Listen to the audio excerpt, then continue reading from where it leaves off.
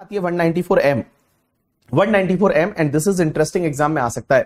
194M बात करती है दैट इज द आपका contract payment, commission and brokerage payment and fees for professional service. आप बोलोगे अरे सर ये तो आप पढ़ा चुके हो ऑलरेडी। कॉन्ट्रैक्ट पेमेंट 194C में पढ़ाया था, कमीशन एंड ब्रोकरेज 194H में पढ़ाया था एंड प्रोफेशनल सर्विस आपने 194J में पढ़ाया। फिर आपने यहां पे क्यों मिक्स कर दिया? यहां पे इसलिए मिक्स कर दिया क्योंकि इस सेक्शन का नाम है 194M। M का मतलब मिक्सर ऑफ सेक्शन, आप ऐसे याद रखेंगे। 194M that is the mix of आपका कॉन्ट्रैक्ट पेमेंट है, कमीशन ब्रोकरेज है एंड आपका प्रोफेशनल सर्विस है। अब एक चीज समझना, आपको पता है पहली चीज 194C 194H एंड 194J, पहली चीज तो ये वो हाईजैकर में आता था। तो हाईजैकर में आता था तो इन तीनों ही सेक्शन में अगर आपको याद रहेगा कि इंडिविजुअल एचयूएफ किसी को पेमेंट करता था तो टीडीएस तभी काटना है जब लास्ट ईयर का टर्नओवर 1 करोड़ से ज्यादा है या ग्रॉस रिसीट 50 लाख से ज्यादा है, तो 194C 194H 194J में टीडीएस कटेगा।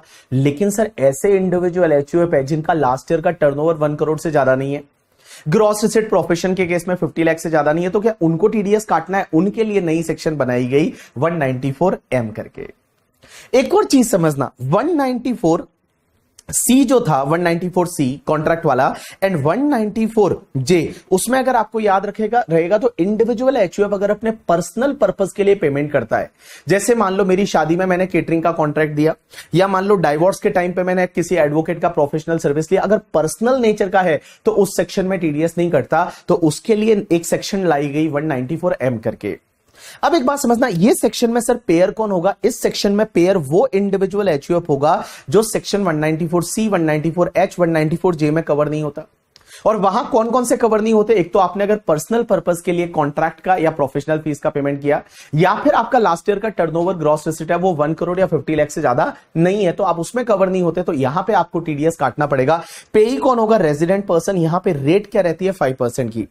लेकिन ध्यान रखना, यहां पे टीडीएस तभी काटना है जब आप किसी को पेमेंट कर रहे हो या क्रेडिट कर रहे हो पूरे साल में, कॉन्ट्रैक्ट का, प्रोफेशनल फीस का, कमीशन ब्रोकरेज सब मिला के 50 लाख रुपीज से ज्यादा है। If it is up to 50 lakh rupees, then there is no need to deduct the TDS। अगर वो up to 50 lakh है तो TDS नहीं काटना, 50 लाख रुपीज से ज्यादा है तो पूरे पे TDS काटना पड़ेगा @5%। अगर याद रहेगा अपना क्लास, तो मैंने बताया था मेरी वाइफ ने मान लो लोनावाला में एक बंगलो बनाया, तो बंगलो बनाने के लिए किसी को कॉन्ट्रैक्ट दिया, उसी पर्सन को कमीशन ब्रोकरेज दिया, उसी पर्सन को प्रोफेशनल फीस दी, इंटीरियर डेकोरेशन के लिए उसी पर्सन को दिया, और टोटल मिलाकर उसको पेमेंट अगर 70 लाख का मेरी वाइफ ने किया, तो मेरी वाइफ को उसका 5% की रेट से टीडीएस है वो इस सेक्शन में काटना पड़ेगा।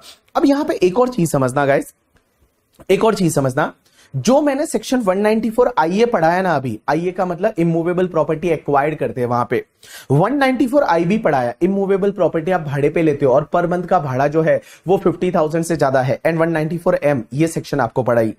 ये तीनों ही सेक्शन में नॉर्मली इंडिविजुअल एचयूएफ वगैरह है उसको भी टीडीएस काटना है। इन तीनों ही सेक्शन में आपके पास 10 नंबर नहीं है तो चलेगा।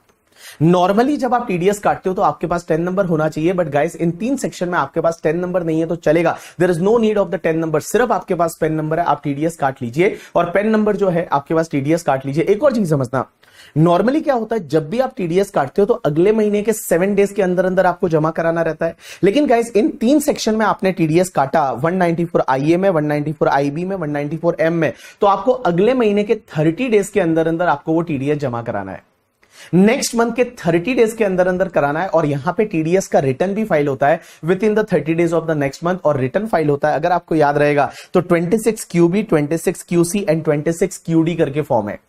तो 26QB है वो 194IA के लिए है, 26QB है 194IB के लिए है, एंड 26QD है वो 194M के लिए। यू गॉट माई पॉइंट और नॉट? यस। Next section 194